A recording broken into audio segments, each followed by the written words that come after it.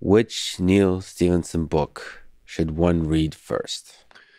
So when people ask me that, I usually ask them what they like to read, right? Because I mean, there's the best known one is probably Snow Crash, but that's a cyberpunk novel that's at the same time making fun of cyberpunk.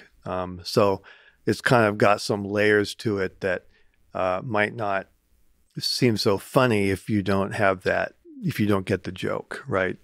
So there's, I've written, as you point out, I've written historical novels. Some people like those. Some people prefer those. So if that's what you like, then Cryptonomicon or the Baroque cycle is where you would start.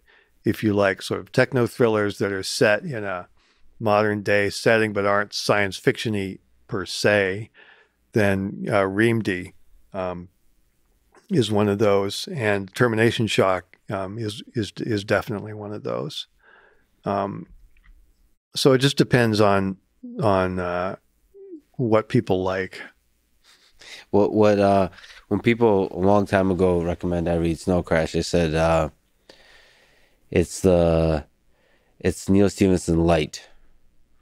Hmm. It's the like if you don't want to be overwhelmed by the depth, like the rigor of Uh-huh. a book, like that's a good Interesting. Yeah. introduction to the Okay. man. Okay. So it's interesting you broke it down by topics, but if you wanted to read all of them, Mm-hmm. Mm-hmm. what's a good introduction to the man? Because obviously these worlds are very different. Yeah. The philosophies are very different.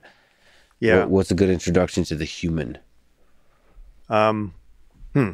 People ask the same thing with Dostoevsky. People, right? It's a hard one to answer. Maybe Seven Eves, because it's got big themes.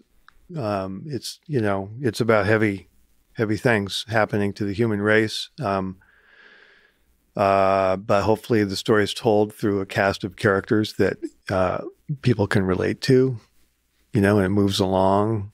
Uh, it does go kind of deep eventually on how rockets work and orbital mechanics and all that stuff, but um, people were able to get through it anyway, or some people just skip over that.